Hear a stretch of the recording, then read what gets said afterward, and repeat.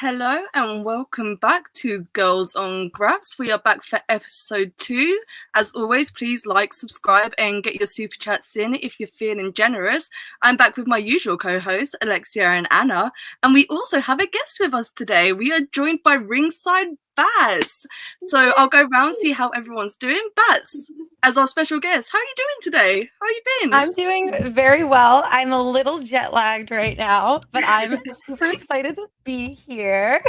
Thank you for having me. Of course. I'm so glad that we were able to get this in before Revolution, because I should have said this before I started doing intros, but we are going to do a preview of the Revolution card today, so we'll be getting to that shortly. But Anna, Alexia, how are you guys? How are we doing? Lex, you can go first. Oh, I was waiting for Anna. I'm Sorry. good. Yeah, I'm doing good. I finished watching Twilight earlier, and I was just chilling, and I was watching the pod before us, which if you missed, you can always go back and watch whenever. But I'm really excited. This is gonna be a fun show. I'm really excited to have Bats on here. I'm so excited to be here.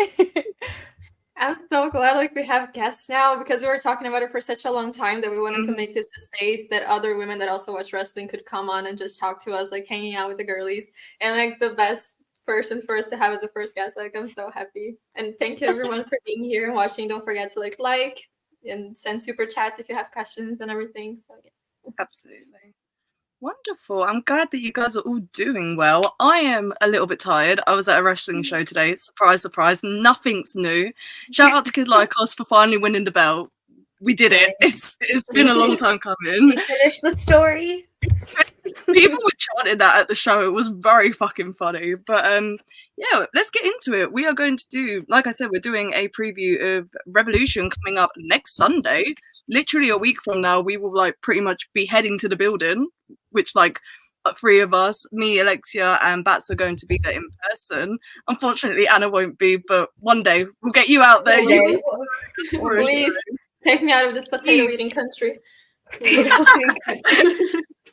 But I'll go around and ask each of you. So before we do a preview of each match, what match are you guys most excited for? Alexia, I'll start with you. Whoa. I don't know. I feel like for me personally, I'm really excited for the Takeshita and Will Ospreay match, just because for me that's been 5 years since I saw Ospreay wrestle in person. So this is just something I'm looking forward to. I feel like for me personally, that's gonna be a good one to watch. Yeah. Yeah, I'm excited for that match as well. Anna, which one? Yeah. Which match? Which one? That was pretty aggressive. Which match? Which one? Which match? Got to your head. Which match? I was dying because there's so many. Last week, I think I made my feelings very obvious and how I felt about the Ospreay Takeshita match. But I mean, very strong. If you guys haven't watched it, you can go back and still watch that one. Yeah, that one is gonna be amazing. But the thing is, I stopped to think about it. And I was like, okay, which one is going to be the match of the night? Because Ospreay Takeshita, in my mind, it makes sense. But then I remember we have Bryan versus Eddie again. But then we also have Hangman versus Swerve versus Samoa Joe. And I really don't know. I would say Ospreay and Takeshita because I feel like it's the combination, the newest combination. We're seeing Hangman and Swerve and, them and Joe. We saw Bryan and Eddie. We know those are going to be amazing matches. But I'm just curious to see what Ospreay and Takeshita are going to do together. And also, Ospreay's first official match as an AEW. As all of these, yeah, it's gonna be a good time. Bats, I know that you've not been too caught up with the wrestling, but do you have a match you're looking forward to the most at Revolution? I mean, we're going 3 for 3 at this point. Yeah. Are you kidding me? I'm genuinely so excited for that match. I think that is going to be one of the matches of the year. Yeah. They do not put on a bad match. They just don't. Yeah. It's not. Absolutely. So I think that's going to be so much fun. Yeah. I am chat. I am pretty behind on wrestling, so the gals are going to help me get caught up. So bear with me. Yeah, it's a very honestly sometimes we all get that. It happens to the best of us. I haven't watched Collision from last night yet, which is kind of a sting because I've heard the Bryan Jun Akiyama match was really good. So, but I think I'm gonna have to break the chain. I can't say that I'm most excited for Takeshita versus Will Ospreay when Sting and Young Bucks. Like that. Yeah. What a match for Sting's last match, man. Because this was the match that I've talked about so many podcasts at this point. But this was the match everyone circled as the one they wanted during the Bucks' reign in 2021. Never got it. But here we are. We made it. Like, I'm very excited for that one. But I'm not excited for it because I know as a fact I'm going to spend that entire match crying. Like, yes, Sting absolutely. and always will be one of my favorite wrestlers of all time. I am actually getting a Sting tattoo for my birthday. My birthday is also on the day of Revolution, which I'm very excited about. I have a full Sting costume I'm going to wear, so I'm just going to be over there with like all my pages. I want to see this. That's going to be incredible. That sounds amazing. Oh, the group photo with everyone in their little Sting outfits is going to be incredible. Yes. Oh, I'm so excited. Yeah. Did we want to start with that tag match for our preview? We're already getting into it a little bit, so we might as well. Which is kind of crazy because this should be the main event. I don't know that it is the main event, but I would put this as the main event. Yeah, it has to because they need the whole. Yeah, they need like his whole goodbye. You know, it's not the kind of thing that okay, let's clear out the ring and bring the other people out. Like no, it's a pay-per-view closing thing. It doesn't make sense that it's not. Yeah. It's not the main event. So what is, I haven't seen an updated match card for Revolution. What is the main event now? I think people aren't sure because if they're selling the graphics, like the graphic tees, and for the Joe versus Swerve versus Hangman match, they call it the main event on the shirt. So now we're not sure because I've been convinced it's the tag match. I hope they do go with it as the tag match. I hope it's like a co-main event, like I hate that concept, but that's you're totally right. I don't want them to have to like rush through that, and then we're gonna have to like try and bring the energy back up because everyone's gonna be sad for like this event. You can't do a retirement match and be like, well, here's Brian versus Eddie. Like, it doesn't work like that. Yeah. I don't know. The match itself, it's a tornado tag, so it's going to be chaos. It's probably going to go about 28 minutes, and it's going to destroy my makeup, so it has to be the main event because I cannot be looking like that after that. But, what do we think the outcome's going to be? Do we think Sting and Darby are going to retain and relinquish the belts, or do we think the Bucks are taking them out? Bucks are winning. I'd have to say so. Yeah, they're winning. They're getting like the fuck out of the ring, leaving like Sting to have his moments, and like that's it. Yeah, because I don't know. I don't really see like the Sting and Darby winning and then just immediately relinquishing it. I mean, that would be like such a Sting statement, but like. I don't know, especially with the way that the Young Bucks character is going, it would make the most sense for like Sting and Darby to lose, and they just kind of have like let them have their moment. I don't know. Yeah, because they're doing the whole thing of like the Bucks are doing their whole we're making an example out of Sting. We need to get all these old fucks out the company and restore the feeling and go back to what AEW always used to be. And it's like if they do all that next. Ric Flair next, yes, please. Good God. Who needs him in the company? But if they do all that and then lose, it would be like, well, we've cut the legs off these characters before they've even really got started getting going. So wouldn't make sense. Yeah. And I also can see like Sting himself. I feel like the only reason for them to retain would be Sting himself asking for it, but I cannot see why he would do that as well. He's not that kind of wrestler, Yeah, from everything we hear from Sting, I don't think he's overly like. I don't think he wants to go out on top like in this match. I think they're having, they're gonna. I think the Bucks are going over in it. It's gonna be a hell of a moment though. Like that closing stretch. Oh, I can just imagine it's gonna be so dramatic in the best way possible. It'll be emotional too. I feel like it's just gonna. Make everyone in the like if you thought like Revolution last year with like the Iron Man match between like Danielson, not Daniel, and like MJF, that whole 1 hour where everyone was just like offering seats and stuff, but people were like attached to that. So I can't even imagine how the crowd is going to react to this match because it's gonna be so emotional. I can already tell that I'm gonna be crying. So it's I don't know. I know I can't believe Sting is doing this to me on my birthday. Oh, your birthday as well. That is. It's literally my actual birthday, like my actual day of my birthday, and it's funny because my first pay-per-view, like wrestling pay-per-view ever, was Revolution 2022, which was also like that was the day after my birthday. I think that was on March 4th. Yeah, and Sting is like one of the features on the chair, and I was able to get one of the chairs because I was like I was ringside, and so like I'm not gonna be ringside for this one, which I'm really sad about. But one of my friends is, and he's gonna give me his chair. But I'm just like, how could you be such an integral part of my first ever pay-per-view, and now you're such an integral part of this one too? Like, I don't know. I'm gonna be so sad, but I'm excited. Yeah. Oh, what a journey it's been for Sting and AEW, man. Like when he debuted at Winter is Coming, like 2020, this is not what I expected to, like, for this run to be. But I'm so happy he's gotten to do everything that he's wanted to.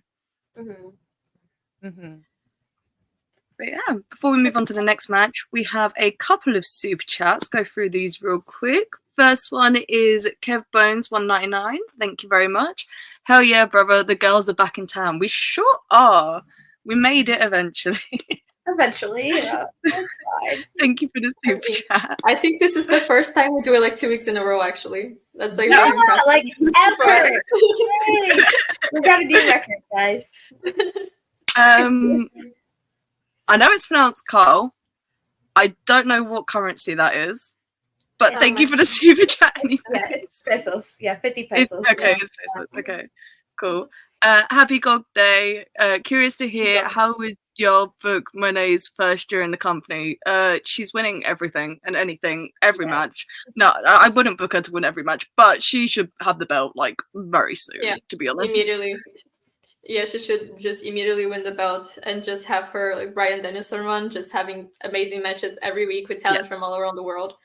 And yeah, I just want to see her wrestling every week, basically. That's all I ask for. Very much. Yeah. Like, if not wrestling, at least doing a segment every week and building to Jamie Hayter at Wembley, because I feel like that's the match you got to do. So, of course. But yeah, thank you for the super chat. Oh my god, English. Thank you for the super chat. Please keep them coming, guys. We will answer them as we're going through. And if you haven't already liked the video, please do that as well. It very much helps with algorithms and building growth and all that sort of stuff. What match do you guys want to cover next? I have a list. We don't have to go through it in order. We already aren't. So, Roderick Strong versus Orange Cassidy. How are we feeling about this? I just hope Roddy wins. That's kind of the only feeling that I have. Yes. I think it's gonna be good, but yeah, I think we're all kind of rooting for Roddy to be the one to dethrone Orange, just because it's been like. I see it a lot on the timeline, and it's nothing to do against like Orange Cassidy as a person or as a wrestler. It's just everyone's getting like fatigue from the second run. It's the booking. His first run was just like perfect. It was everything I could have asked for him, and then it's just like you can't. I don't know. I just hope Roddy wins. Yeah, yeah. And I feel like this is a very it's the potential to be the sleeper match of the night. You know what I mean? Like the match that no one's really expecting to be so amazing, and then it's just gonna blow everyone's socks off. Like, should keep an eye for that one for sure. So, yeah, not to be like negative, but like I love Orange Cassidy like so much, but like it makes me really sad. Like there is a weird. Someone in chat just said it's like a fatigue almost. That's like definitely felt when it comes to this title run that he's got right now. It's just it doesn't have what his first run had. Like it's I think people are kind of over it. The energy is just not there anymore. Like something's got to change with it, which makes me really, really sad because I'm a big Orange Cassidy stan. So now it's just like that's a bummer, but I am also hoping that Roderick wins. Yeah. It's unfortunate that with Moxie getting injured and then Rey Fenix being injured, that they just went straight back to putting the belt on OC, because the first run ended in such a perfect way, and then it was just more matches for the sake of matches. But I love Orange Cassidy. I think for what he's had like with the belt, and I think he's done like what he needed to. But Roddy needs to win, not only for the sake of getting the belt off of Orange Cassidy. The Undisputed Kingdom needs something that isn't just them coming out and cutting promos and Wardlow squashing people. Like, we need something to make this faction actually feel important on TV. And I know the Kingdom are tag team champions in Ring of Honor, but they don't defend the belts. They don't do anything with them. They don't mean anything right now, which is really unfortunate. But Roddy needs that belt. I thought they were going to do this match before Revolution, but they ended up dragging it out for 6 weeks, which I don't know was the right choice personally, but it is what it is. The match will finally be happening next week, and thank God for that. I think it could be really good though. But I think people are so, like, the way that Orange wrestles pay-per-view matches is very different to how he wrestles on TV. So people forget, like, he is an incredible wrestler in these big spots. Like, yeah, for me, it's for example, the match from the first Forbidden Door with him versus Ospreay. That was like match of the night, and also no one was expecting it to be match of the night. Like, we all knew it was going to be good, but they, went over everyone's expectations. So that's why I always, like, when there's an Orange Cassidy match in the card, I always keep like, maybe, there's a chance, there's potential there. But yeah, I hope that after him losing this title, I don't know if he's going to take some time away. He deserves it, absolutely. But yeah, I just hope that it can go back to not feeling the fatigue anymore, because he is absolutely, like, amazing. Yeah. Do you guys think we see Trent Barretta turn here? They've been teasing it.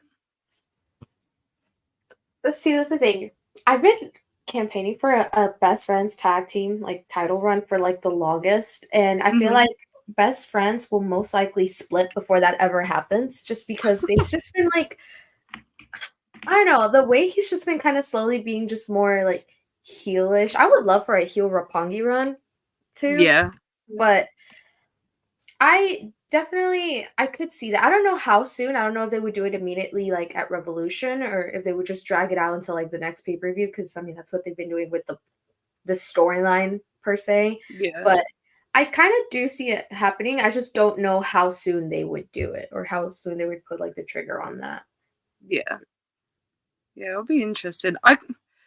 If they do a heel turn on this pay-per-view, it's going to be a lot of, like, just bang, bang, bang, bang, bang. So I wouldn't mind if they held off on the heel turn for now, but I do think it's coming. I think Trent's going to turn on Orange, like, within the next month, to be honest. Mm-hmm. I don't know. Right, it'd be a dynamic, because, I mean, but still, I'm still so sad that I've never got my best friend's title run for so long, but whatever, it's fine. I'm fine. It makes me so sad again, like, because I'm a huge Orange Cassidy fan, but it does make me really sad how I feel like the best friends, like, I just everything about the best friends is just falling apart. Like, everyone's gone. Like, it became something really big, and now it's just like the energy's not there, and it makes me so sad.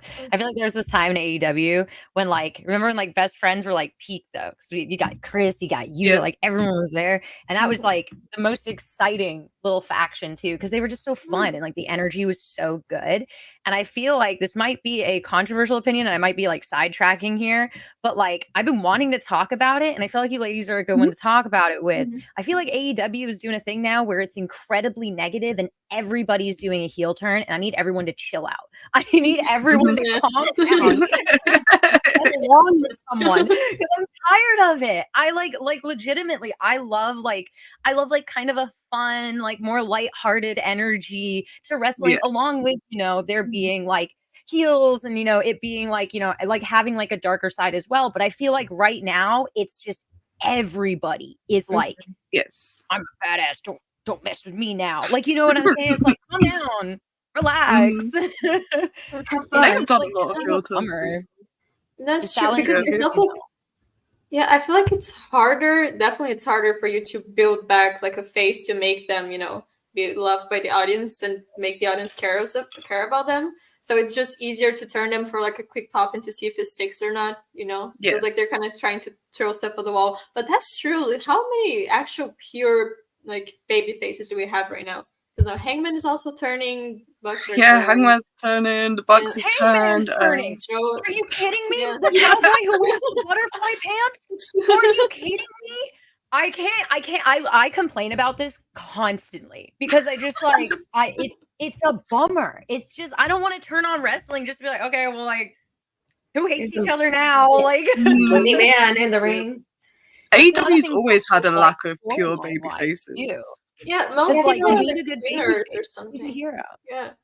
Like right now, I feel like the one that they truly have like a pure baby face would be Willow. But even then, like, you know, it's like one person for like the whole locker room. Like, she's gonna carry everyone. Willow and Chris for sure, but yeah, for the men's division, I cannot. Maybe like Sting, but he's retiring, so like I can not generally think. I'm actually really struggling to name a male babyface in AEW.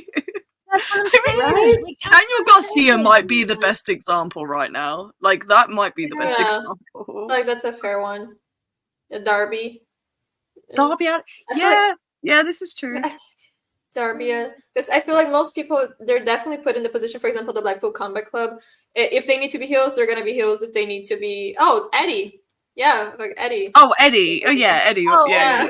Even just okay. Eddie's just Eddie's like his own thing. Eddie's his own entity. Like it's just he's an entity of his own. Because there's times where I'm like, what are you doing, bud? Like that wasn't cool. But then there's other times where like, oh my god, look at this guy. Like let's go. Yeah, I'm not counting Adam Copeland because I'm expecting him to turn within like the month as well. So I don't count him in with the baby faces, unfortunately.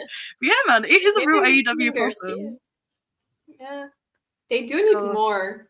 Because I think it really showed when there was the whole like MJF Adam Cole storyline. I think it really showed how the fans. I know like the way that it ended, we don't talk about that, right? But when it was good, in that little middle when it was good, I think it really showed how much the fans just wanted to like root for someone in a positive way. Yeah, this is a really good shout that we forgot. Mark Briscoe. Mark Briscoe. Yeah, that's a good one. It's a good one. But yeah, everyone else is just kind of. Sorry. That's interesting. What were you saying, Anna? No. Oh yeah. Sorry. What was it saying? It was also up the MJF and Adam Cole. Mm-hmm. Yes, it's okay. No, yeah, because I think Hangman was also kind of gone at the time. He wasn't there like fully as well, so it was literally the one main person. Because we talked about Mark Briscoe, but I'm saying like, can we consider him like a top talent? Is he treated like as a top talent? We don't have any actual top talents that are baby faces right now, and that's very interesting to see because you do need that. Yeah. The answer to this problem is William Ospreay. Bring him in, have him be the biggest baby face. Yeah, I don't think crowds are gonna boo him anyways. He should immediately, first thing he does after the match with Takeshita, he just like slaps, punches Don Callis in the face, immediately biggest babyface in the company, honestly. Yes, absolutely. I need that Ospreay babyface run. Like, because like we all agree that he's probably going to be in the main event of All In, right? Yeah. So like, he's not going to get booed in fucking Wembley. Like, he had to work really hard to get booed against Michael Oku at Rev Pro last week. Like, God bless that man. But whilst we've talked about Takeshita versus Ospreay a few times now.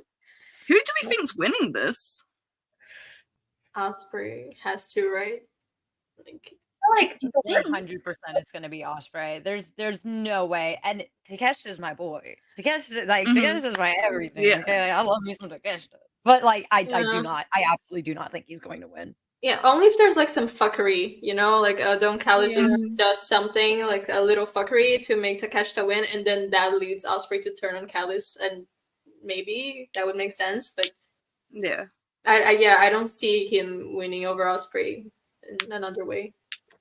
No, I think Ospreay and also if like Callis does something, then that could also push the babyface kind of like run there too. I do agree. Like, I just don't think people have been so excited for Ospreay to come in. I just don't think he's going to get booed. Like, no matter what they do, and they're putting him against an established heel. Like, I know most of the Don Callis family are established heels, but you could have put him against anyone on the roster. And they chose Takeshita someone who is getting booed like week in, week out when he's actually on the TV. So it's an interesting move because the crowd are gonna choose their sides in that. And I don't know, maybe the Don Callis family are gonna feel some kind of way about it and attack him after the match. We don't know. We'll see what happens. But yeah, I very much agree that Ospreay's winning because why wouldn't he? Like, I don't know, why wouldn't he? But the match itself, probably match of the night, right? Mm-hmm. Probably. Oh, yeah. Probably. Yeah. So excited we're finally getting it after, like, you know, how it was supposed to have happened at Supercard of Honor last year. Yes. It's like finally a year later it's happening, and I'm really excited. But me too. I feel like that's personally me right now, just thinking about that. I feel like that's going to be my match of the night so far. Mm-hmm. Yeah. That's just me calling it. Yes, indeed. They're two very, very, very good wrestlers, and when they're given the room to work, like they will be on a pay-per-view, they can do something special, I think. What haven't we talked about yet? How many we talked about 3 matches, right? Let's talk about the women. We've got Deonna Purrazzo versus Toni Storm. I am excited for this match. I'm also a little bit scared about this match because it's going to need a really good card placement, and Tony's got to nail this wrestling gimmick balance because if she doesn't, they're going to look a little bit silly in the ring. But I have high hopes that this will be good. I have a lot of thoughts and feelings and opinions about Toni staying. And, like, for me, it's just a bit confusing because, yeah, I do like the character. It's creative. I get it. You know, she's doing an amazing job for what it is. But as a champion who has to have good matches, it's just not really clicking for me. And I feel like she really lost her hand in, like, going all in the character. And then she just forgot that she's a good wrestler. And there was a point in time that for me, Toni Storm was, you know, top 5 best women's wrestler in the world, like top 3 even. You know, she was in that level, and she still has the capacity to be in that level. So for me, it's just very frustrating to see that she can be a good wrestler, but she's delivering, like, you know, DMD level matches, and you know, and it's on purpose. It's on purpose. Shade. I love that. She said we're just gonna slide past that, but so I don't know. And doing that by choice is the part that really gets me. Like how you're choosing bad matches. You know, I remember everyone being super excited for the match against Riho and all of that, and then just kind of really fell flat. And I'm really, really hoping, because the whole thing with Deonna is that she's kind of pushing Toni, saying, where's the old Toni Storm? So I hope that she can bring that back in the ring. But if not, then we just got to wait a few more weeks. Mercedes is going to take care of that, you know? But it's a bit disappointing for me because when Toni got the title, I felt like, oh, now she's actually going to have like a good run and she's going to deliver, because when she first won as an interim champion, she was amazing, you know? She had like some of the best matches, women's matches at that time. And yeah, I feel like it was just really disappointing for me. I like the character, but it doesn't work as a champion. And at least how I see a champion should work, which is delivering good matches. So I don't know. Yeah. I just hope that it's a better match than usual. But I don't think Deonna's taking it because Mercedes right around the corner. So yes. I would be shocked if Deonna won here. Yeah, I agree with all of that. Like 100%, you hit the nail on the head with all of it. I loved the gimmick when she first started doing it, but now I feel like there's a balance that has to be had. Like, you know, I mean, like, who the heck am I? I'm not going to say like I know everything about like the inner workings of like how to do a good gimmick and like, you know, have that balance. But there is a balance that needs to happen, because now it's just I hate to say this because I really like Toni Storm and I really liked this gimmick when it started. It was funny, it was cute, it was a very unique kind of a gimmick, but now it's so cartoony and like way too like unreal, like that you just you can't get too into it. Like you can't get too not like wrapped up in it. It's not believable anymore. It's not like a believable character. It's now like almost like this is a cartoon character, but in like a bad way. Like, I don't know. It's just very frustrating. And I don't think that she has that balance right now. And Deonna's so incredibly talented. So if they're just going to be pushing the gimmick side of this, and it's not going to actually be like a well done, like wrestling match, that's going to be a big bummer. They're both so talented, and I feel like it would just be just a waste. Real waste, yeah, absolutely. Because especially, is the only women's match in the card, or is there another one? So far, it is the only women's match. Yeah, unless they give Julia a match, but yeah, but Julia was injured for a little bit, like during the build for Revolution, so we haven't heard anything about her having a match yet. I'm sure they will throw us a bone on the pre-show because that's usually what happens with these shows. But I mean, I think actual pay-per-view match, because if it's the only one and we can't be excited for it because we're afraid the match is going to be bad due to the gimmick, that's just sad at this point. Because I feel like if it wasn't for the way she wrestles in the gimmick, if she still wrestled normally, we would be super excited. You know, it would be the like a potential one of the best women's matches in AEW so far, probably. You know, but we'll have to see. And I love the gimmick. I think the gimmick is super unique. I think the gimmick is really, really cool. I just think she is getting lost in just being the gimmick. It's no longer Toni Storm. It's now just the gimmick. And like, that's where I have a problem with it. Again, I don't want her to lose this gimmick. I love this. I think it's great. I love that TCM is now a part of that. I love it. Like, I love how far they're going, but I think it's now overtaking everything else she has to offer. It's now the sole thing that they're pushing with her when she has so much to offer. Exactly. Yeah. Lexi, what do you think about the match? I haven't really. Sorry, I was just. I pretty much okay. Oh my god, I forgot about that profile picture. Every time Anna turns that off, I love that. It always catches me off guard. No, I always think like, is this gonna be the time that you guys are used to it, and then it never is. I'll always pop for that. But yeah, I feel like they've incorporated so much lately into the character that it's just like you know, like both like Anna and Bat say, like you kind of like. She's kind of like lost herself in just the gimmick and not just like the wrestling aspect for it. So I feel like this could be a good match, like, you know, to kind of like set Toni back into like, you know, on track for like, you know, not just a gimmick, but like a good balance between, you know, timeless Toni and just like Toni Storm. So for all, sorry, my cat was just like, yeah, so I don't know. I'm excited. It could be a fun match, but it also like I guess it also has to do with like on the placement on the card, because I know they just that also kind of makes or breaks a match. So it's just like kind of hoping that they're put in a good spot and not in an awkward situation where it's just like they have to follow like Osprey or, you know, like another one where it's just kind of setting them up. Imagine if the retirement isn't the main event. We know which match is going after. Oh my gosh. Yeah.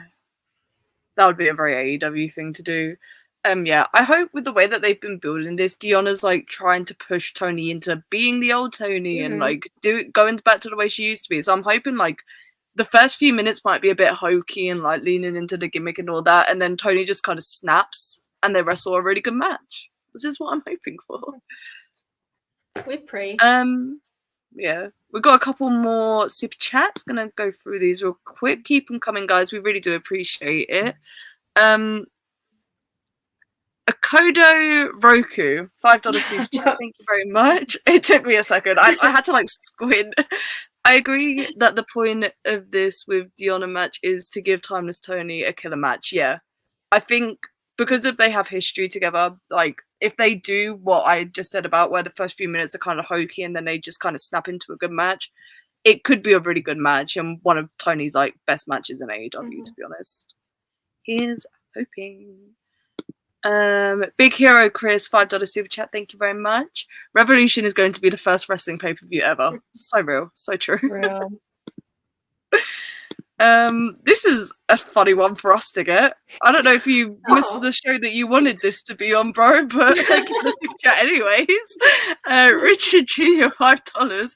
Tomorrow is WWE Raw. Sami Zayn takes on Nakamura. New Day take on Imperium. That sounds like a good match. Will Zoe Stark help the WWE universe that is similar to the Yes Movement? I don't know what point you're trying to get across here. You have missed the target audience, brother, because I don't know that any of us really keep up with WWE. I have no idea what the last part of this question means. Like, sorry, Will Zoe Stark have WWE universe that is similar to Yes Movement? What does Zoe Stark do? Who is? Wait, no, I know who Zoe Stark is, but I don't. I'm like, yeah. Thank you, Richard. I mean, I don't. Thank you for the super chat, but yeah, man. Yeah, that's. I mean, God bless. I'm glad that you're supporting the channel. And we have one more. Wrestle Purist's own Ebu. He's in the chat. You've probably seen him, and all he has to say with a $1.99 super chat is FTR. I can't say that I agree, but we will use that to segue into the next match to talk about. So FTR, get off the comment. FTR are facing two members of the Blackpool Combat Club. They are facing John Moxley and Claudio Castagnoli. How do we feel about this? Interesting. It's very much the kind of match just to have them in the pay-per-view, you know? I don't know. I feel like I have mixed feelings about it, which kind of sucks because I freaking love BCC and BCC only. So it's kind of weird, like, to them to have, like, the match that just happened on Dynamite and then immediately have them wrestle on a pay-per-view, like, not even, like, 3 weeks later. So it's kind of like, do we need that? Yeah. Do we really need it? I think they're adding a stipulation, but I don't know how I feel about that either. Because do you want two big stipulation tag matches on the show where one of the other one is what the whole show is being built around? Like, is that a good idea? Like, I don't know how I feel about it, but the FTR. I've been talking to Joe too much. That slipped out. The FTR. FTR are objectively a good tag team, and they can step up to the plate. BCC are fucking awesome. I don't think this is going to disappoint. I just don't know how I feel about there being potentially another stipulation tag match on Revolution. No. Yeah, I mean, it's going to be a good match, but for me, it just feels a bit unnecessary. It's, like I said, just to have them in the pay-per-view, so... Yeah. I agree 100%. It's literally I don't care. I do enjoy watching, like, you know, everybody involved in that match. I do really enjoy all of them. I just personally, I don't feel any like excitement or like non-excitement for it. It's gonna be good. Like, it's gonna be fun to watch, I'm sure. But I'm not like, wow, I'm so excited for that match in particular. Like, I feel nothing. Yeah. I don't know. I mean, obviously, we all know it's definitely going to be a good match because it's two good tag teams, whatever, but it's just... Yeah. I don't think it'll disappoint. Honestly, this is going to be a controversial opinion, but I saw a tweet about this, and people are just like, oh, try and find, like, a bathroom break match on this card. I'm like, this might end up being my bathroom break if it comes down to it. This, like, depending where it's placed on the card, like, this is going to be a middle of the road, halfway through the show placement on Revolution. This might end up being the bathroom break, I'm afraid. Like, there's not, like, I love Claudio and Moxley. FTR are fun to watch. It is what it is. You have to make a decision. Oh my god, you have a cat. Yeah, so I'm sorry to like all of a sudden bring out the cat. He's really needy. I love this cat more than anything. But both my roommate and I have been gone for work for like 3 weeks. So he's been very, because I got home a couple hours ago. So he's been very like needy. So yeah, he's like putting his head on the desk. Like he's so dramatic. I'm sorry, he's been biting my feet this whole time. So, like, we have cat cameos. Yeah, we have a lot of cat cameos happening on the channel. You're all good. Cocoa Bean I just noticed. Oh, so cute. That's so sweet. Look at that baby. I just noticed like all the Pokemon plushes in the back as well. I love that. I have my. Oh yeah, I have a ton of little Pokies. Yeah.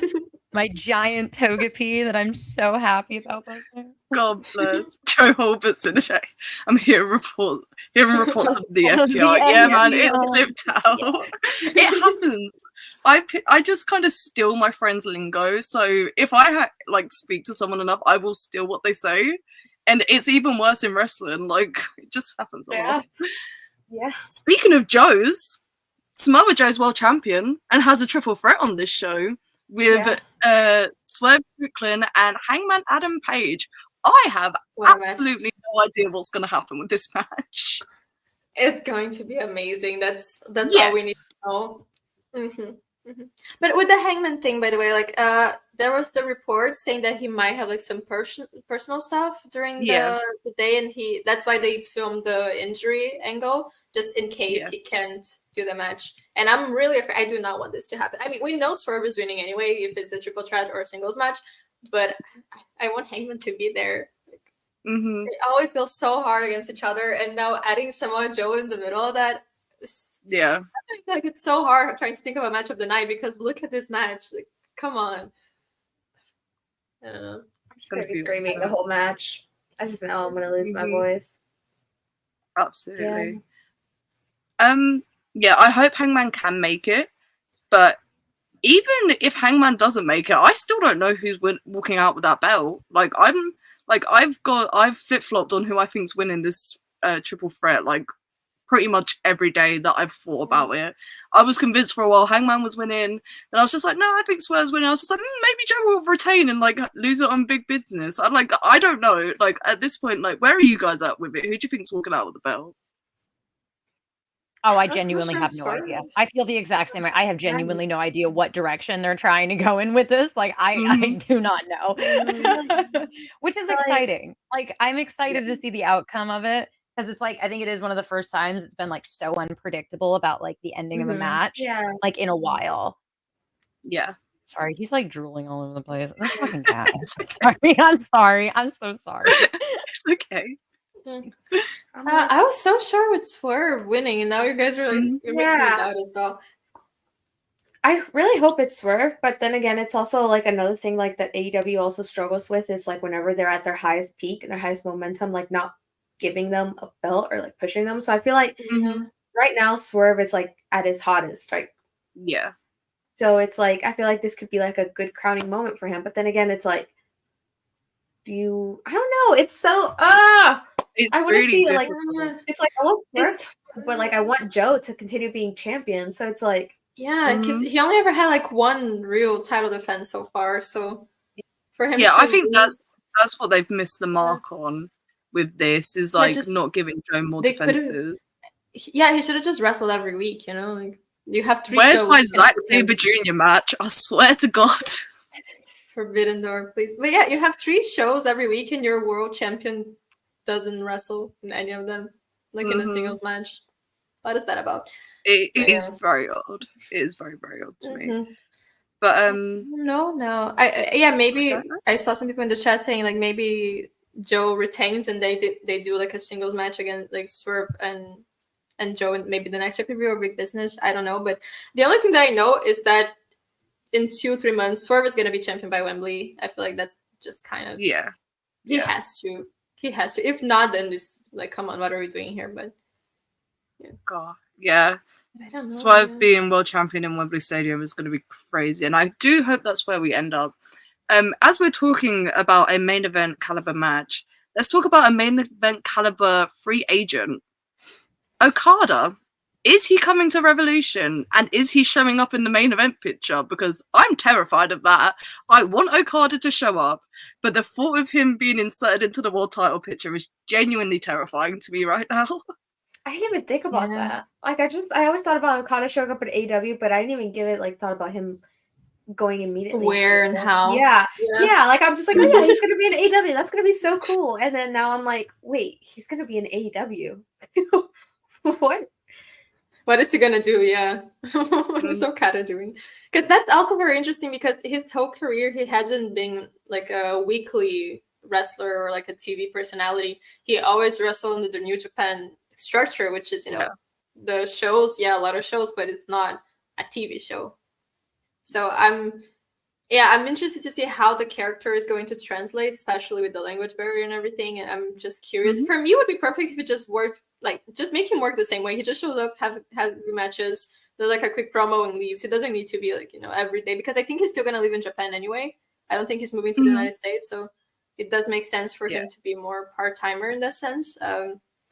But I don't think he would do his debut, like maybe attacking somebody or joining with someone I feel like if they would have him debut at Revolution, which I'm not really sure, it would be a moment and like, okay, well, let's welcome the whatever, Yeah, just do what you did with Ospreay with Okada, to be honest. Like, just put Tony in the ring, like, and introducing our newest signing, Coin Drop. Exactly. Like, if we get a coin drop, if they don't do the coin drop, I'll be very upset. But yeah, I do fear that because of who Okada is and everything he's achieved in wrestling, that they're gonna feel like, well, he needs to be in the main event scene straight away. Don't do that. Do something creative. Have him team up with Ospreay for a bit. I don't know. He needs tag team partners against the Don Callis family if they turn on him. Like, let's do something that isn't the norm with a talent like that, because that's what everyone's going to be anticipating. And I just don't know that it's the right thing to do right now. Maybe I'm projecting because there's other people I want to be world champion right now, but I don't know.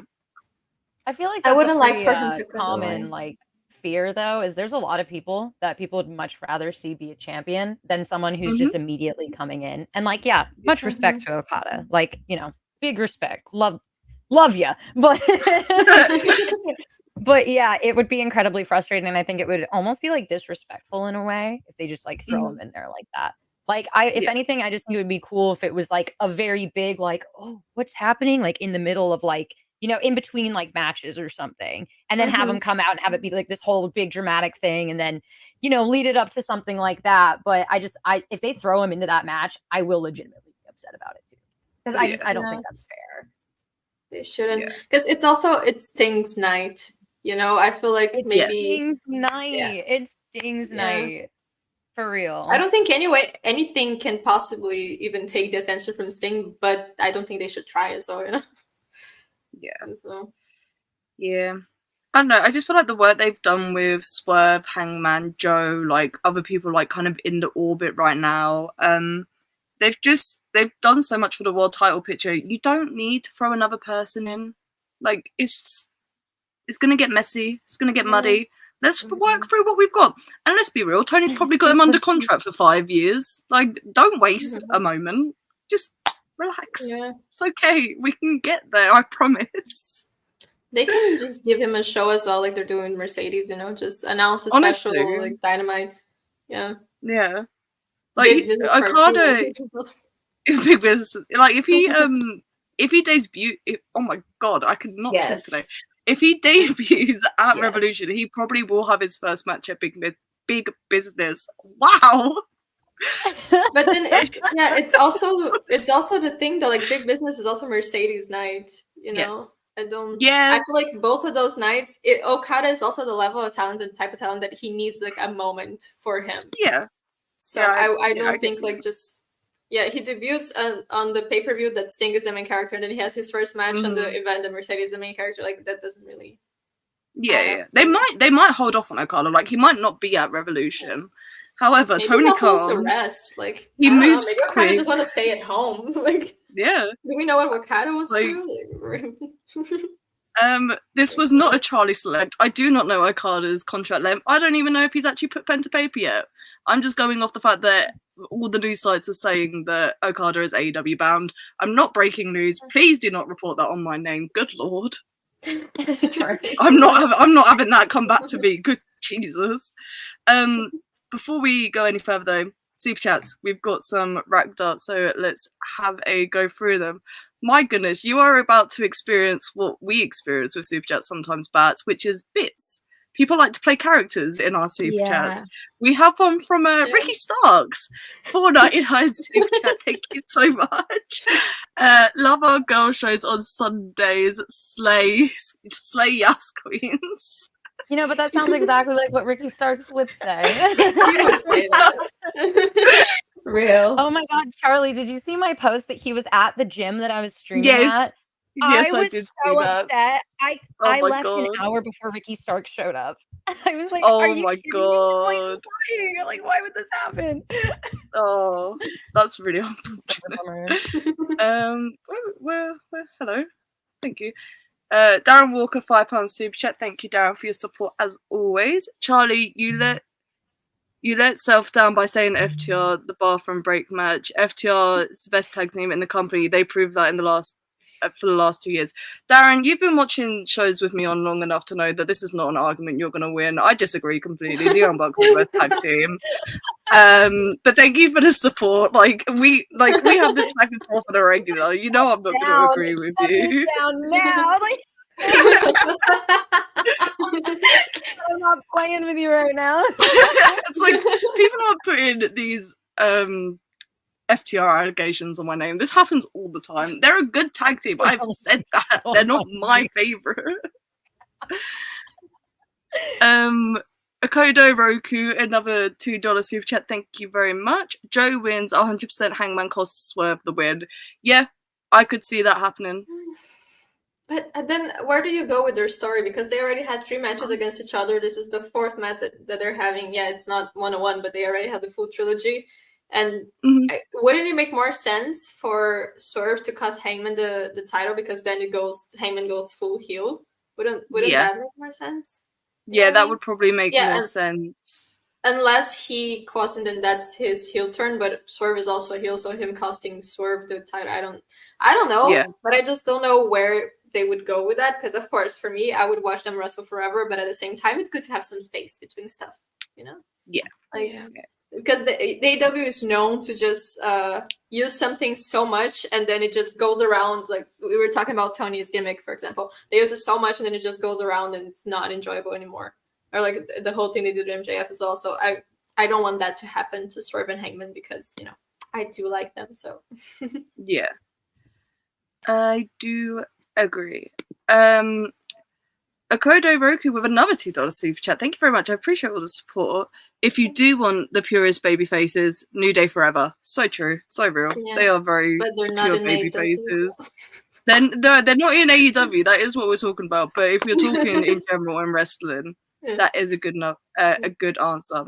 And Akodo Roku with another super chat at $2. Thank you. Joe versus Okada for the title would kill, though. Listen, I think the match would be great. I don't want to see it for the belt. I'm sorry. Yeah. That's not a match you need a belt for, like. Yeah, exactly. No, especially not right now. Like, just not right now. Like, it's not that we don't want to see him go for a belt. Maybe eventually, who knows? It's just not right now. It's not the moment. There's a long line. It's not your time, baby. It's not your time. Sit down. Yeah. Yeah, we have. And it's not like Okada's old. He's 36. Yeah, like he's in his prime, bro. Like it's fine. It's fine. There's like 4 or 5 people that I can think that should get a belt before. Like we have Swerve, we have Hangman again. There's Ospreay. There's Jay White, even that's just been kind of there. And so there's a line. Let's just patience. I actually don't know how to pronounce the last name of this person, but. So if one of you know how to pronounce it, please do help. Shay, just like, isn't it? Is it O'Shea? I don't know if it's like O'Shea. Yeah. $4.99 super chat. Thank you. Who is Okada? Should I Google him? You know what? Feel free. Go for it. You will learn so much about them. I did not do that on the screen. But thank you guys for the super chat so far. We really, really do appreciate it. It means a lot that you are supporting us. And if you haven't liked the video yet, please do. Means a lot. And if you're new here, if you've come from Bats and you're here to watch her, please subscribe if you like what you're hearing as well. We do a lot of Wrestle Purist streams throughout the week. A lot of wrestling. We cover all sorts of wrestling as well. It's not just AEW. That just happens to be what this is covering. I'll do a rundown at the end of all the different shows that we do. So we just did the main event. This Meat Madness match. A one match? Okay, wait. But this is new lore.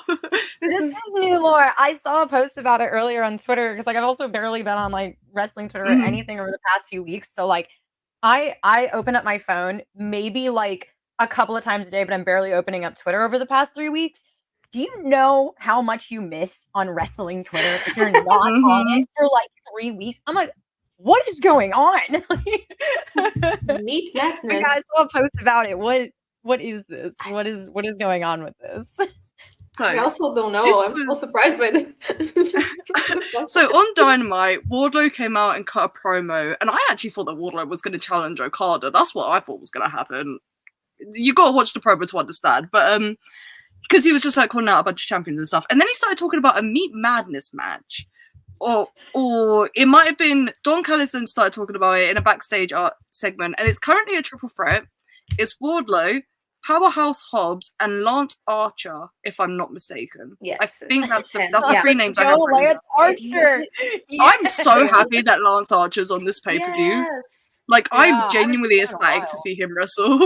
Just saw him on Friday. Him and Alex Zane versus Violence is Forever. So it's kind of like nice. It was pretty cool. Lance Archer. He's a little I'm excited. He's so fun to watch.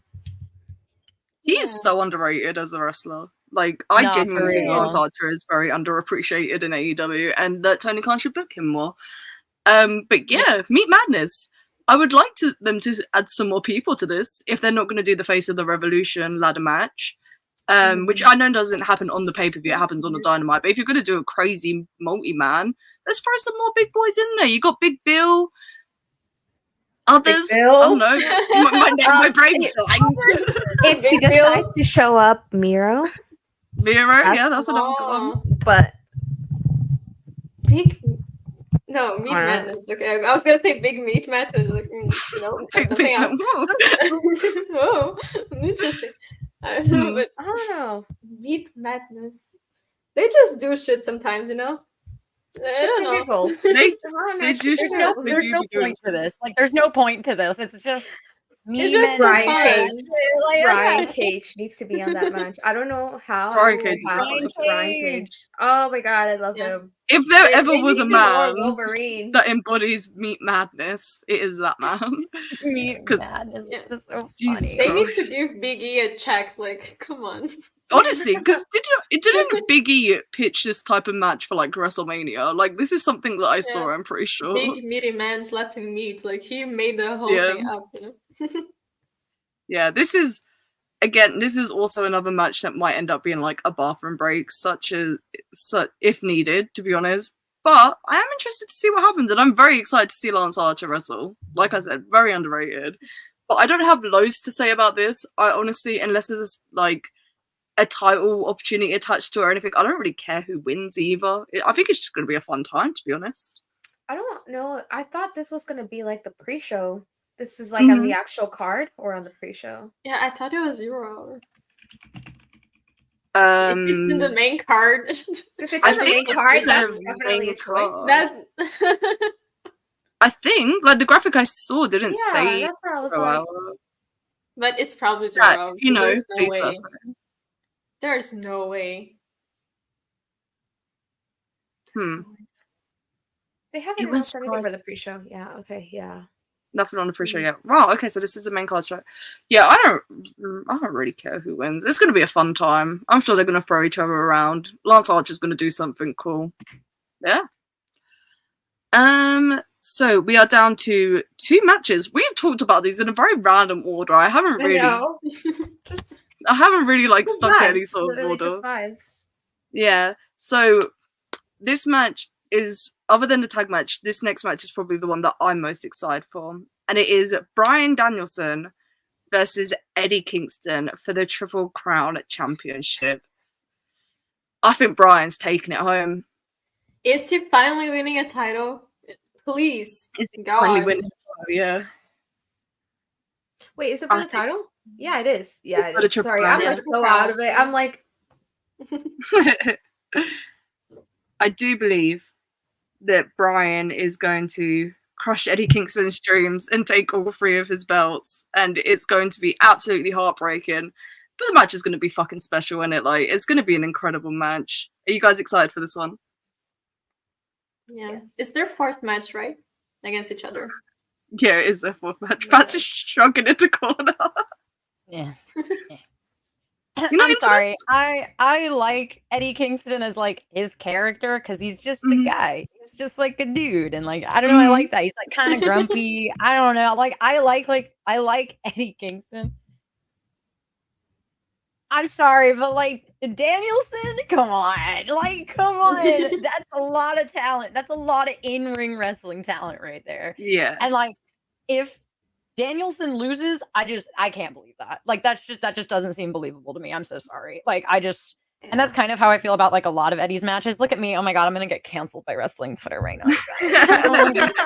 Remember me as I was. I really like Eddie Kingston. I'm not saying anything bad about him, but like also at the same time, as a wrestler, you got to give it to Danielson. I'm so sorry. Like, sorry, you guys. I love them both, but no, I don't disagree with who should win. Yeah.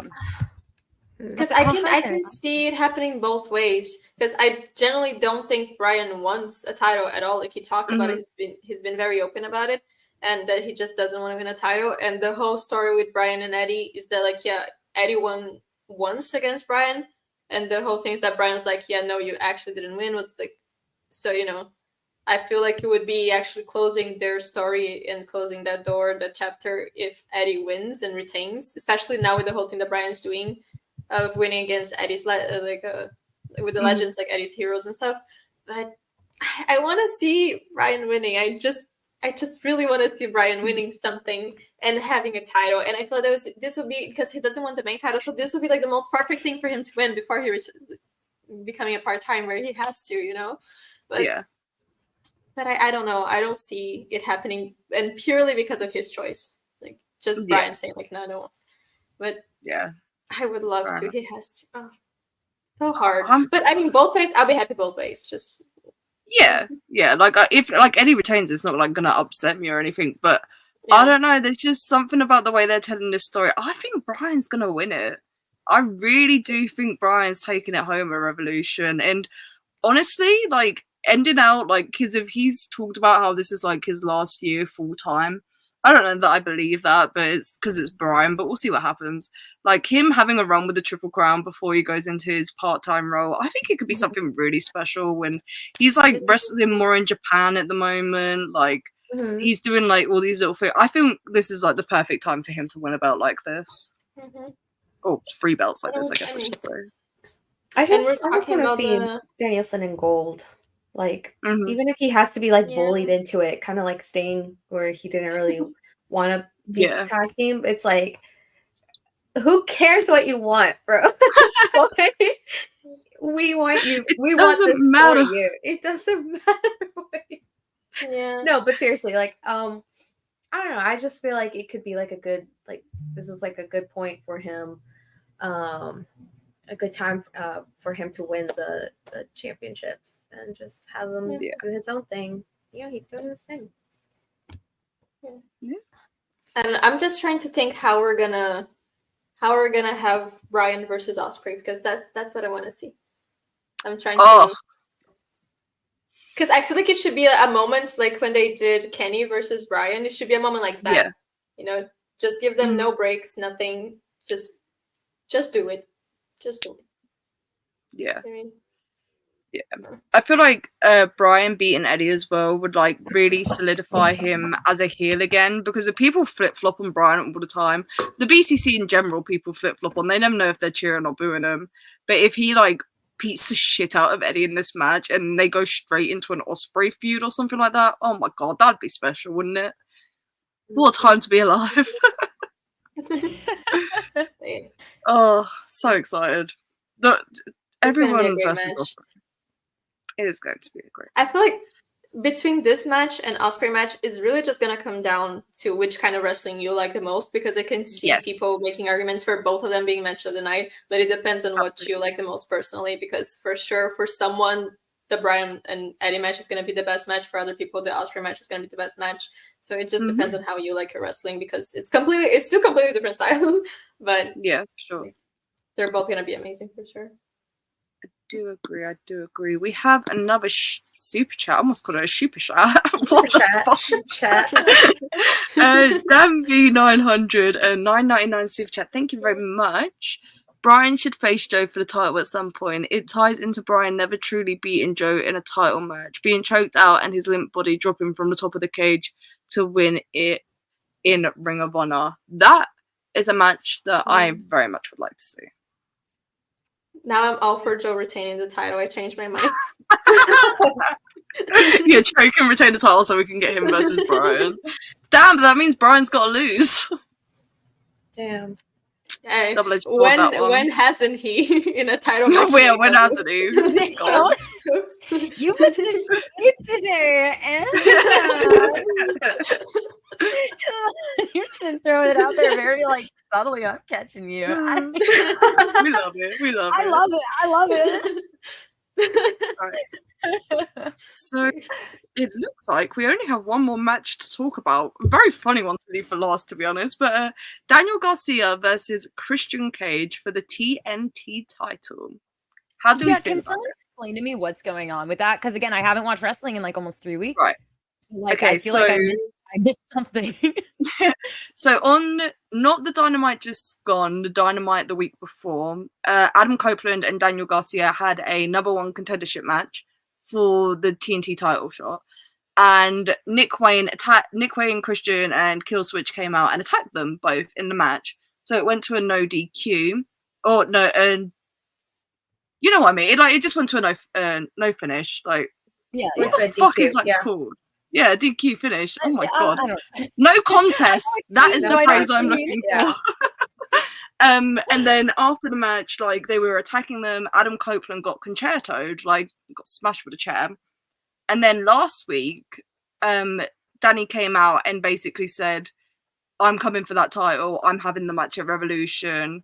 Like, I'm going to face Christian. So Christian came out. They had, like, a back and forth. Christian called out the fact that he has a dead dad, as Christian does. Danny told him that he's going to put Christian in the ground alongside his dead dad, which was a wild line. But yeah, so now they are fighting for the TNT title at Revolution. Nice. Yeah. I mean, I hope he gets a belt. Yes, I very much agree. Yeah, no, I would definitely like to see that. Like 100%. I think this was like a really good, like, solid, like, mic segment for Danny. Like, I think he was just kind of showed up, like, stood out, and I was like, I'm enjoying this. I like this. I'm excited for this. I feel like this could be also like a fun match too. It's a sleeper here. Yeah. But I don't know if Danny is winning though. That's the thing. I hope he is. He should. But is he? You know, like, thinking objectively, would that make sense with the whole Christian thing? And like Edge, like Adam Copeland, he's also kind of there. I don't know how that would work. Maybe if it's something that Adam Copeland helps Danny win, then that would make like a lot of sense. I feel like maybe they can do that, but then I don't want it to take any credit away from. Maybe he helps like take out Killswitch and Equine so that Danny can like win against Christian clean. But he has to win. It's been long overdue. I feel like we're talking about how AEW missed timings, and the ways that they have missed the timing on Daniel Garcia, like over and over and over again. And Daniel Garcia he keeps coming back, and he keeps like clawing his way back and working and just showing like he's just a good wrestler, you know. And now he has the character part down as well. He got like the fucking dance over. So I feel like it's just he keeps just getting back there by himself. Yeah. No support whatsoever. He's literally just by himself. And then when he gets there, they just knock him down again. I feel like now it's time, you know. They've been waiting. It's been like 2-3 years of this. Like, let's pull the trigger, you know. I agree. Pretty much. It's like I don't know. I kind of like how like the storyline that they've been doing with him and like Daddy Magic, and like it's just I feel like it's time. It's time for him. It's time. It's been time. It's been time. So to win. By brute force, Daniel Garcia has got himself like over with the crowd consistently, even when his booking was like fucking shocking. Let's be honest, it was real bad for a minute there. And like throughout the Continental Classic, like it was like we're not gonna sugarcoat it. It was shit. Like AEW did not realize what they had with Daniel Garcia for a quick minute there, and it was looking a bit scary. But like up through the Continental Classic and everything he did with FTR on Collision and all that sort of stuff that he's been doing, he's just got himself into a position. He's been ready for a belt, but now it's like this is like lightning in a bottle. If they don't do the title change here, I don't know that you can manufacture something like that for Danny again, which is why they should do it. And someone said it in chat. Adam Copeland and Christian don't need the title for this feud. They never did in the first place. But now that they've had like 2 matches for the belt already, like they don't need to run that again. Like Danny, this is the perfect stepping stone for his character to go to the next level, I think. Because it also feels like very natural too. Yeah, because like exactly like how you were saying though, he really has like on his own just kept climbing back up, even when he had bad booking after bad booking and like no faith put into him, and really just being like, oh, he's just kind of there. Like, you know, like they didn't give him really a story. They didn't give him anything to really go off of. He did it all on his own. And like it's just that like natural charisma, like charisma check. Just he's gonna win every time. Which is like really impressive. So like I would like to see him win. I would like to see him have a belt, and I would actually like to see him have like an actual legitimate story behind him too. Yes. I think he deserves it. Yeah, me too. Man. He's more than proved that he's ready for this position, and he puts the work in. He's like even in the time that he's been in AEW, he has come leaps and bounds in both his wrestling and his presentation. Like I don't like saying that wrestlers should be rewarded for things like that, because you should always be trying to get better. But there comes a point when you've put this level of work in, what have you got to show for it? Like, and with Danny, like winning the TNT title was the perfect way to cement that. So, well, there's plenty of like really good wrestlers too that we've seen who don't improve. Like that's the thing. So it's like, like totally, I agree. Like, you know, it's like I get being like, oh yeah, well, like I'm not going to reward something that you should be doing, but it's also like you're doing it. Like I have a lot of respect for Garcia, just because like then he was given nothing, like no faith whatsoever, continuously on his own, like getting over with the crowd and just like working incredibly hard. And I have so much respect for him, and I love the fact that like, because we've seen it time and time again, like plenty of wrestlers who are really good, but they're not improving, they're not doing anything different, they're not doing anything better, they're just staying exactly the same and expecting to go over, and it's just not going to work. Where it's like he legitimately, every time I see him, he's different. But it's like for the better. Like, he's more himself. And I also feel like it would be beneficial for the TNT title itself, because of course I love the work that Christian has been doing. Of course, it's amazing, but I feel he got to a point that he's past the belt, you know? He doesn't need the belt to continue his character, and he's above, I don't want to say he's above the belt, but you know what I mean? Like he doesn't need it anymore, and he already improved it. But again, I felt like he went full circle to the point that now it was the belt that was super undervalued, and then Christian made it valued, but now it feels like the belt is just kind of there. So I would like to see it being like they did the first run with Orange Cassidy in the international belt, just give it to like a wrestler, you know, give it to Garcia, just let him have like amazing matches every week, keep proving himself, keep getting over. We were talking about there's no top baby faces. If he gets the title, he's a top baby face immediately. Absolutely. You know, just let him prove himself and have amazing matches every week and build himself up to be even more, because he has everything. Like we know he has everything, and he keeps improving. Like Beth said, like I don't know. It's time, you know. It's time. And I feel so frustrated because every time that we talk about Garcia, I'm like, yeah, now it's time. Now they're gonna do it, and they don't. And then we kind of feel like we go back it's 1 step forward, 3 steps back, basically. But I hope this time it happens. I'd be very disappointed if he doesn't win. Like very, very disappointed. Me too. I feel like it's gonna be a real missed opportunity if it doesn't. He needs to win. It would be a big mistake on AEW's part if they continuously just keep disappointing us with the direction that they're making him go. Like it would be a huge, big mistake. Huge. Like if they were willing to keep throwing the belt at Wardlow when his character was stagnated as a way to try and revive him, let's put it on Danny. Because like he's done the work, he's put in the work that you want to see from a wrestler at that point in his career. And Danny's still young, man. He's only going to get better. Like this run could be like fucking transformative for him, and he's already someone that's like, we keep saying it. I cannot sing Danny's praises enough because he's just been a bright spot of AEW for so long now. So, and no matter what they give him, like they gave him so many, just like. I'm not gonna, say like, oh shit creative, but they gave him so many things that I feel like other wrestlers shit creative. You can say it. Okay. And the Jericho verse. Oh my god. The whole thing. But they gave him so many things that I feel like any other wrestler would just fall and like drown. And he always makes it work. He makes it him. You know, he's stuck in this feud for I don't know how long. He's stuck in this storyline for I don't know. He's gonna make it work. He's gonna find something that he can make it like get over with the crowd. The dance was just something he started doing and just got huge, you know.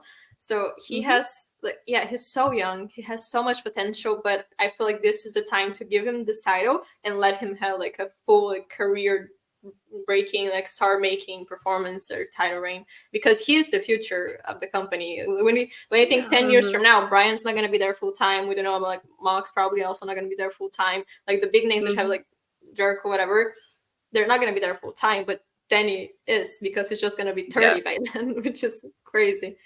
So man, that's the person you should bet on. Right. Well, I believe. Sorry. Go ahead. No, someone has said something in chat that like I think is kind of interesting.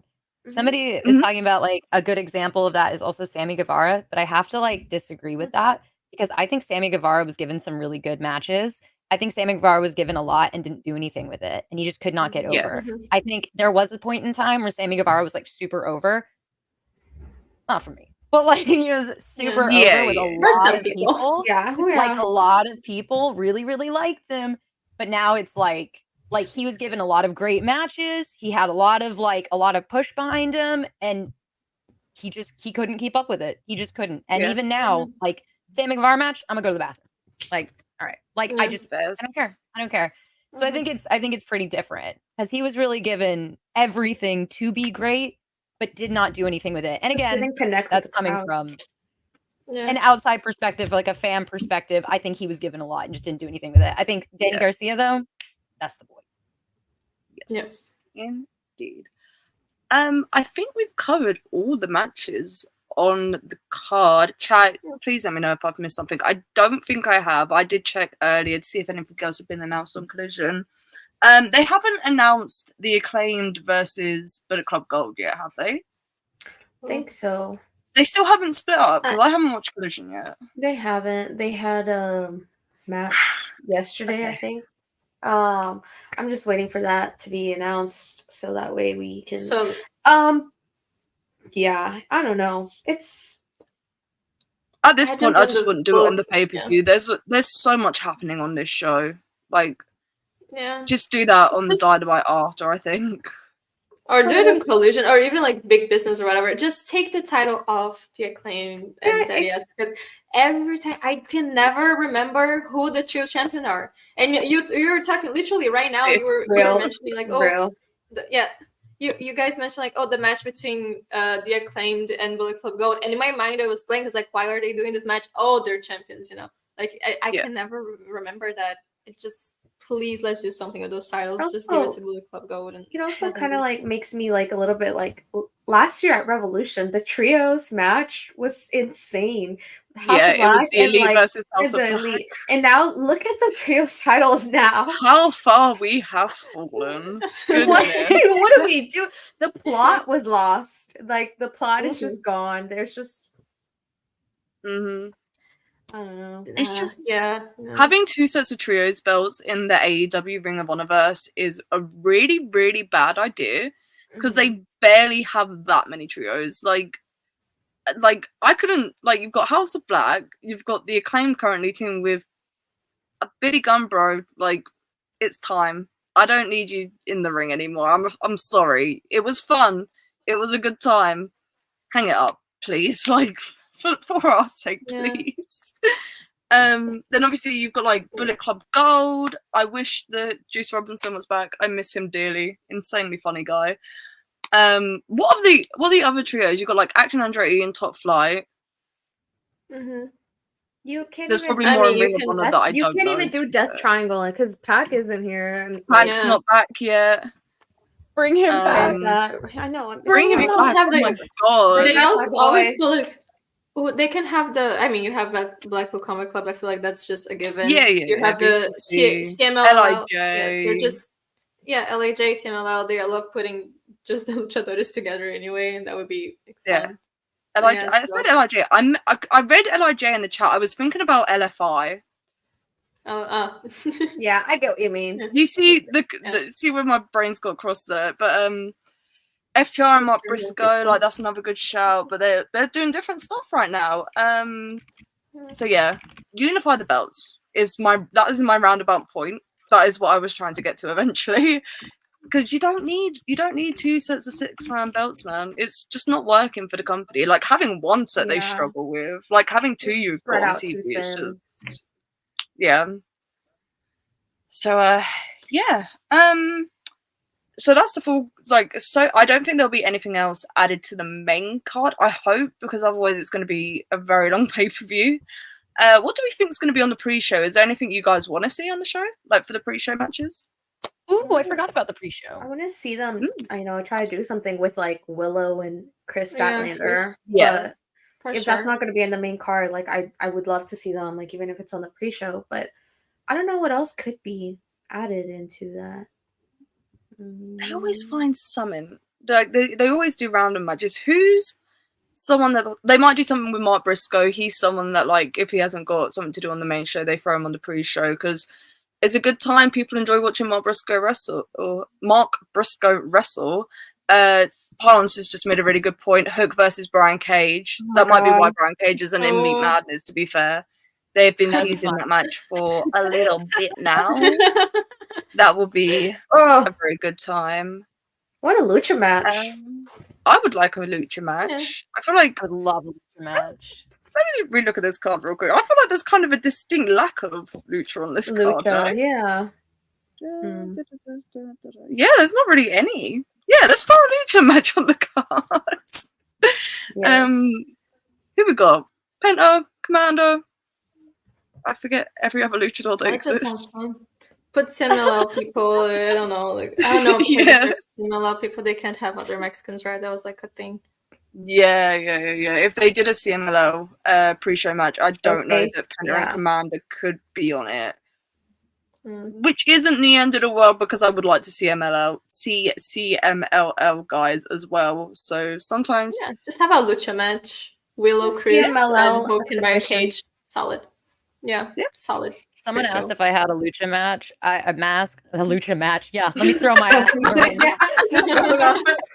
Yeah, surprise, big announcement. I have some Despy masks. He needs to do a neon green one, and I'd be there instantly. That would be mine. If he did a neon green and a black one, let's go baby. That's mine. Yes, absolutely. I just saw someone say in chat real quick, which is I'm actually going to use as a segue. If you guys have any questions you want us to answer, throw them in a super chat. We'll hang around for a little bit so you can get them in, and we will do a little bit of a Q&A. Someone did say though, where the hell is Bandido? Injured. He had to get his wrists. He's injured. That's very injured. He had to get another surgery on his wrist because it didn't heal properly the first time. We do have a super chat that's currently sat here. So I'll read this one out real quick. Dan V900, another $9.99 super chat. Thank you very much. Give me Brian winning the title from Joe and then putting over Swerve in their rematch. See Brian putting over DG later this year. Maybe his last full-time match. I do see that match happening this year. I would genuinely love them rerunning Brian versus Danny this year. I would like to see that a lot. I personally would love for that to be like Brian's final match, just because it would be kind of full circle. But that's just me. I don't know if that might, but I think that would be a fun match. It'd be an emotional one. Yeah. Oh god, I don't want any matches to be labeled as Brian's last match. I don't think I could handle it, to be honest. Neither. But yeah, I'll give you guys a chance to throw any super chats if you've got any questions for a Q&A. I'm going to skim the chat real quick. I want to talk about El Desperado real quick because this is what we bonded over in LA when we met for the first time. Let's talk Despy, real big baby. Despy fans. Let's talk Despy. God bless that man. I'm so upset that he's not junior heavyweight champion anymore. But hopefully that means he's moving up to heavyweight because that is something that New Japan need at the moment. They need more people. What is happening in New Japan? Just in general? Wait.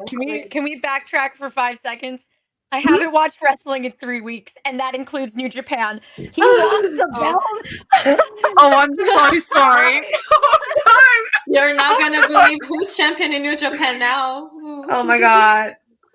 Oh my god, that's I'm so sorry. I didn't know that you hadn't seen. I'm like, like, what did you say? Like, you mean he's no longer? I haven't watched the match yet. Oh my god. Well, there's Japan is my family now. New Japan is a bit cooked, so I don't know what's going on in New Japan. I would love to discuss some New No Japan one stuff. knows. Like, love me some Destiny. Yeah. I'm not super up to date with what's going on in it, but what is going on with New Japan? Like, Matt Riddle has a title. Beat Tanahashi. Yeah, Matt Riddle beat Tanahashi. Yeah, that's a choice. That's certainly a choice. A choice that I don't believe most people would agree with. Because why? Yeah. It's kind of disgusting. I mean, it's something. No, I knew about that, but I remember seeing a bunch of stuff where people were like complaining about the last New Japan show, or maybe like 2 New Japan shows ago. I think it was. I saw a lot of people complaining about the Tsuji and Yuya match. Which I heard some things that match was not good. He just wasn't good, apparently. Wasn't it a hair versus hair who lost? Yeah. It was Yuya. Yuya, beautiful mane. Yuya lost his. I don't want to watch New Japan anymore. The beautiful boy. Let him try. Let him be beautiful. Yeah. Oh dear. Yeah. No, I haven't seen any pictures. Nick Nemeth is a champion now, which is like kind of beast, but also he beat our boy David Finlay, so heartbroken. For me, it's just like the booking. Why would you do like they inserted Finlay in the match in the Ospreay Mox match, gave him the title, and then he immediately loses to Nick Nemeth. Like, sure. I know, real work on putting over the new talents. Very new talent, Nick Nemeth. Very the rookie. Nick Nemeth. The rookie. Very new to wrestling. Yeah, New Japan's kind of cooked at the moment. Can't wait for Windy City Riot. I mean, I think Windy City's still gonna be fun. We need to figure out our plans for that, but I still think that's gonna be fun. So far, the card is pretty good, but I don't. Geez, Anna, you're like a jump scare every time. Sorry. It was just funny. Goodness, that is very, very funny. It's certainly New Japan is in a very weird spot right now.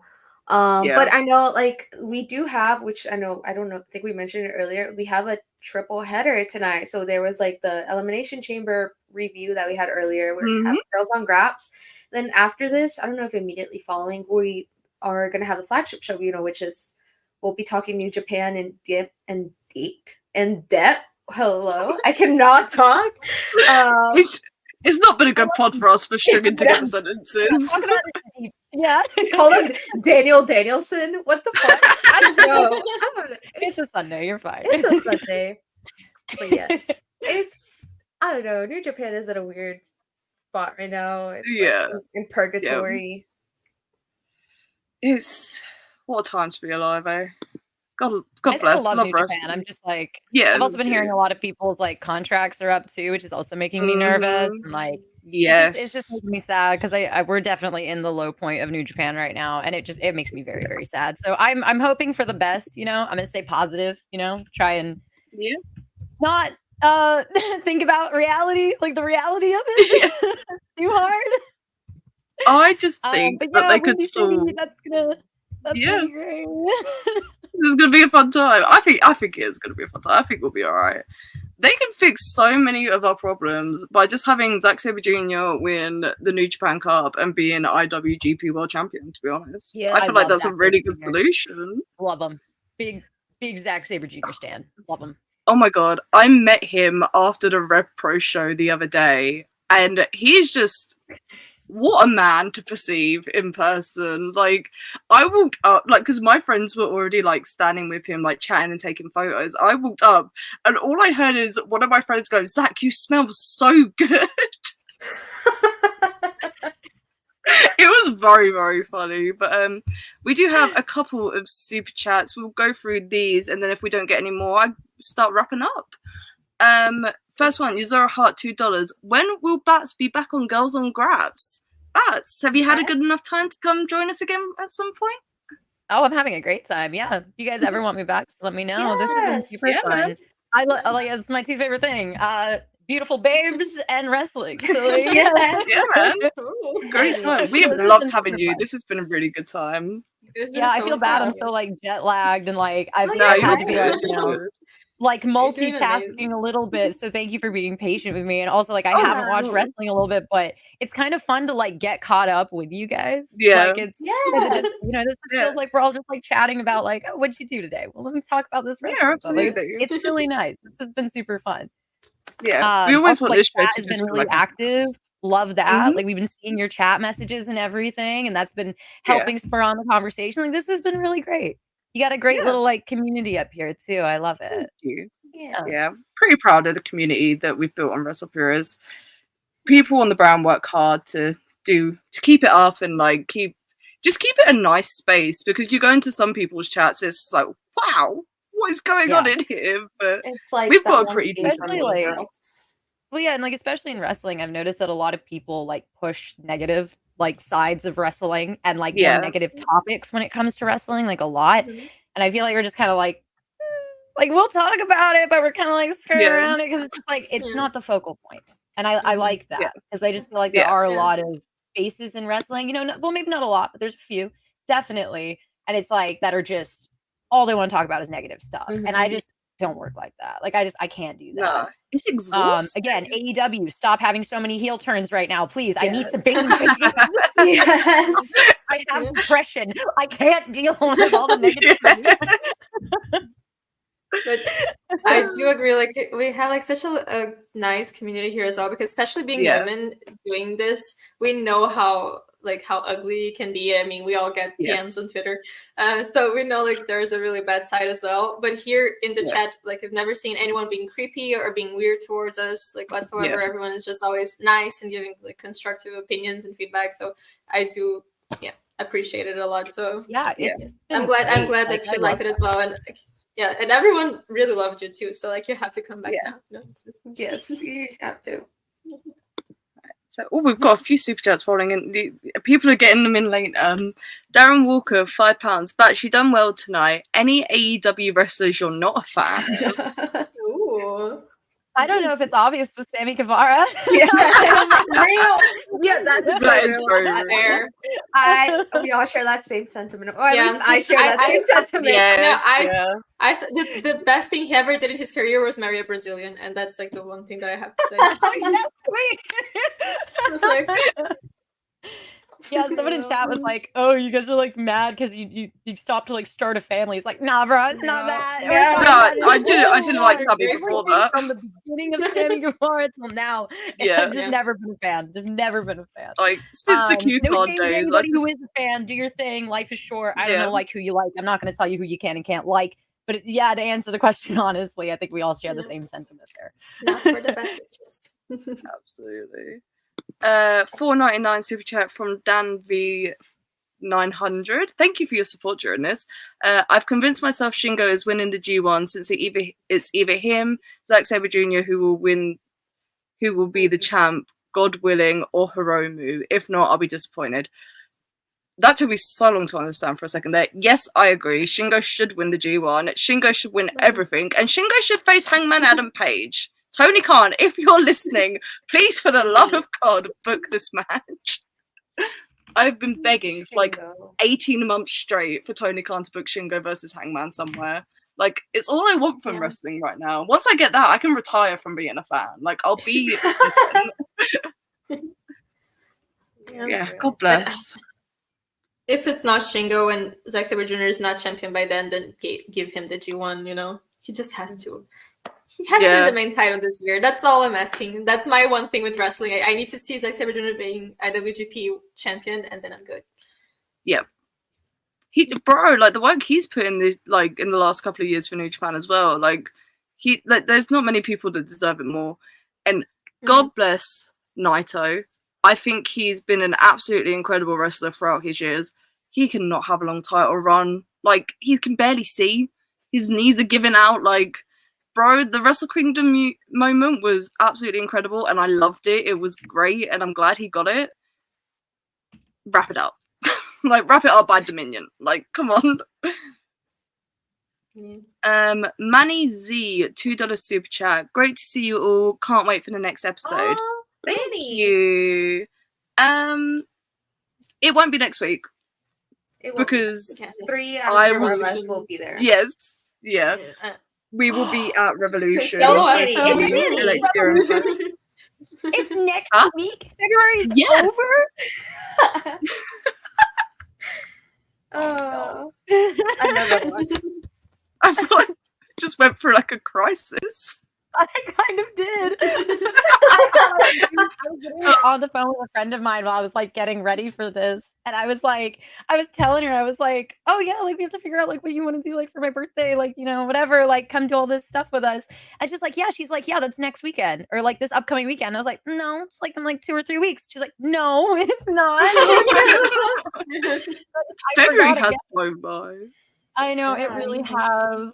I think once I can finally get like a solid 8 hours of sleep or something, I will realize what time it is.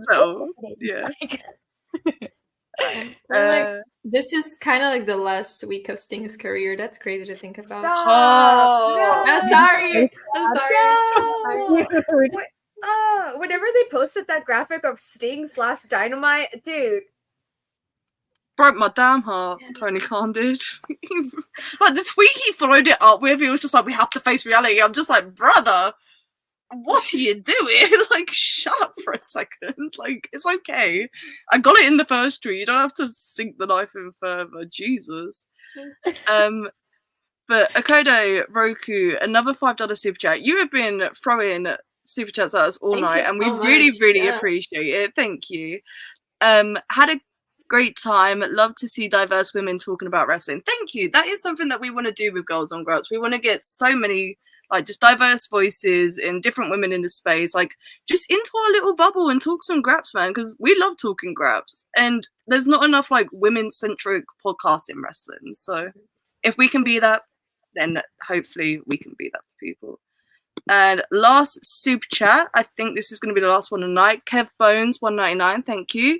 Y'all make my Sunday shifts go by so fast. Thank you again. Oh, that makes me so happy. Thanks, the fact that people listen to us at work and stuff always makes me so happy, man. I'm glad that we can do that for you.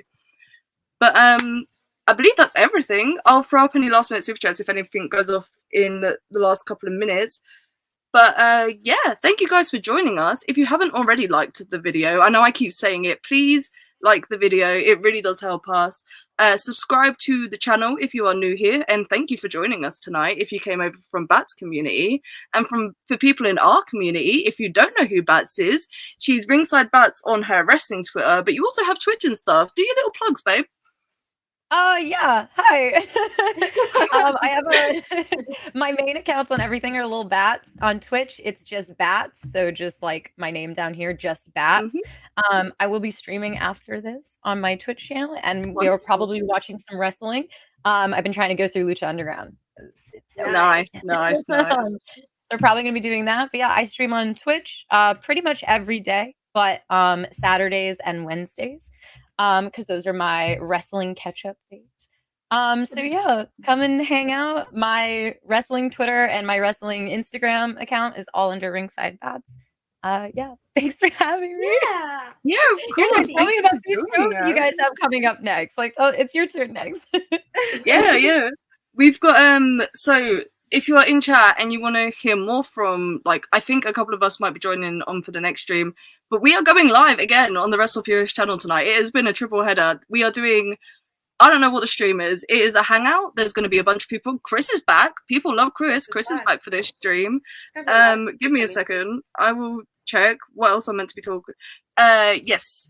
So they're going to be talking about wrestling. There is no topics in the tweet. I don't know what he wants me to plug here, but stick around. We are going live again. There's going to be cool people there. I'll probably stop in for a little bit. I'm not sure about the others. We will see.